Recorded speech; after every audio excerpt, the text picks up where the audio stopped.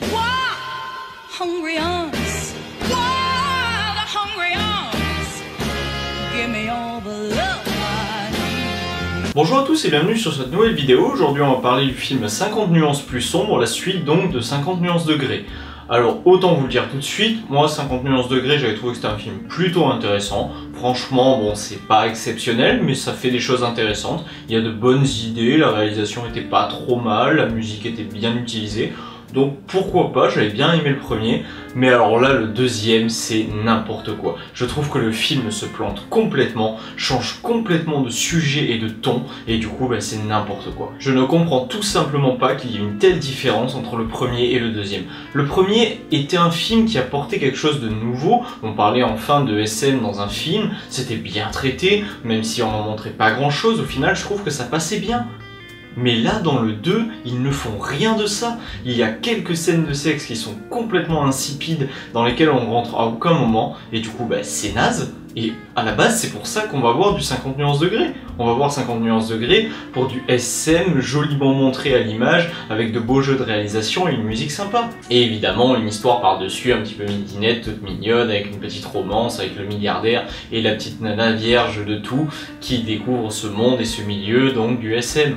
Et c'est ça qui était intéressant dans le premier. Là, dans le 2, il n'y a pas du tout ça. C'est juste un film qui, pour moi, se destine à un public qui demande très peu au cinéma. C'est un film pour filles, et on ne fait que ça. Voilà, on fait une petite romance, le milliardaire, la nana un petit peu paumée qui rougit tout le temps, et c'est tout. Il n'y a rien d'autre à voir dans 50 nuances plus sombres. Et c'est vraiment dommage, je trouve, parce qu'avec le premier, on avait de quoi faire une suite sympa et intéressante, et là, on se contente de la facilité, mais alors de chez facilité, on va faire un film, un personnage masculin charismatique et riche, et une jeune nana qui tombe éperdument amoureuse de lui, et qui est toute mignonne tout le temps, et c'est tout. Je veux que tu reviennes. Je ne sais pas comment m'y prendre. Je n'ai jamais voulu renouer avec une femme. La réalisation n'a rien d'intéressant, c'est du simple chant contre chant, il n'y a rien de plus classique, il n'y a rien de travaillé dans ce film.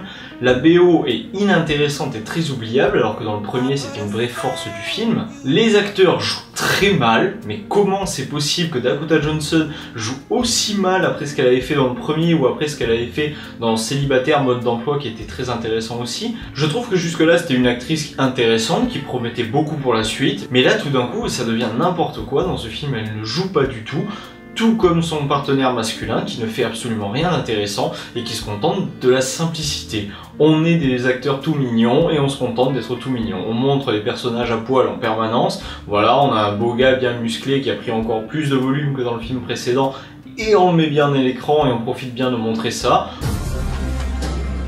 On a une nana ultra sexy, on va la mouler en permanence dans des habits ultra moulants ou dans de la lingerie fine. Tu vas rester là à me regarder d'un air ahuri? Oui. Et voilà, ça y est, on a fait un film, c'est super, on engrange le million et c'est tout. Mais ça ne suffit pas, c'est tellement dommage, la saga partait pas si mal. Et là, elle s'écroule complètement et le 3, ça va être n'importe quoi à mon avis. Parce qu'en plus, on met en place de nombreuses intrigues qui n'ont aucun sens. Alors on a la jeune fille, donc, qui apparaît un petit peu mystérieuse en permanence et qu'on sait pas trop qui elle est, etc. Au bout de 2 secondes, elle sert plus à rien parce que Christian explique que c'est juste une ancienne soumise qui la suit partout. Et c'est tout, il se débarrasse d'elle en 2-2 et ça sert pas à grand chose. On a le personnage interprété par Kim Basinger, qui est donc celle qui a soumis Christian au tout début de sa vie. Et du coup, là, le personnage ne sert strictement à rien, elle est méchante avec Anna, mais sans raison. Anastasia n'a rien à voir avec ce personnage. Et du coup, on les fait s'opposer, mais leur confrontation n'a pas de sens dans le film. Et ça ne marche pas du tout.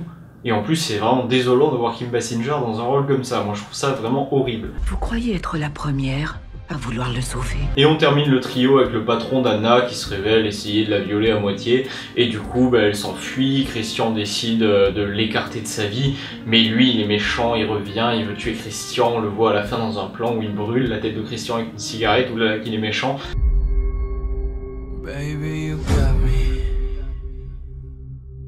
Et c'est tout. Voilà, on a mis en place 3 personnages méchants, entre parenthèses.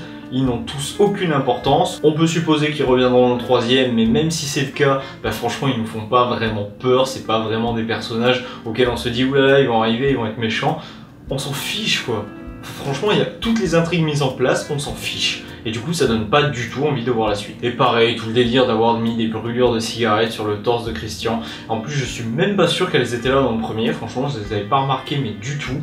Bon là elles sont là dans le 2, elle fait son petit contour avec le rouge à lèvres, là ça fait une scène un petit peu sensuelle, mais qui ne sert à rien, dis-lui juste tu le touches pas au niveau de la poitrine et puis c'est tout, on a pigé, il a des brûlures de cigarettes, là où il y a des brûlures de cigarettes, tu touches pas, c'est tout simple, il n'y a pas plus à en dire. Et là ce truc d'expliquer donc le fait que Christian aime soumettre les femmes parce que sa mère etc n'était pas gentille, qu'elle est morte, machin, qu'il a eu des brûlures de cigarettes, du coup il est triste, machin, du coup il veut soumettre les femmes, des femmes comme sa mère.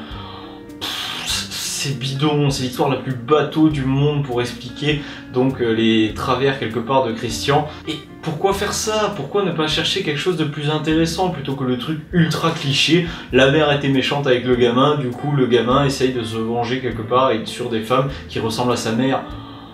C'est tellement cliché, c'est tellement attendu et du coup bah, ça surprend pas le spectateur et c'est inintéressant pour lui. Et pour terminer, je dirais qu'en plus de ça les dialogues sont super mal écrits et que pour moi les dialogues c'est super important sur un film qui se concentre sur ses personnages. C'est indispensable, il faut que quand les personnages parlent ça touche le spectateur, que ce soit fort. Et là on se contente de répliques toutes bidons comme « oui je veux bien venir manger avec toi parce que j'ai faim ». Viens dîner avec moi. Ok, je veux bien dîner avec toi ce soir. Parce que j'ai faim. C'est nul! Je sais, tous les critiques ont forcément dit quelque chose là-dessus, et je suis le je ne sais combienième qui dit quelque chose là-dessus, mais au bout d'un moment, c'est vraiment d'un ridicule dans le film. Déjà dans la bande-annonce, c'était ridicule, mais alors de le voir en vrai dans le film, la scène telle quelle, oh mais c'est à vomir quoi. On se dit juste, mais ça c'est du Twilight quoi. C'est du film pour gamine de 14 ans qui va un petit peu fantasmer là-dessus, et c'est tout.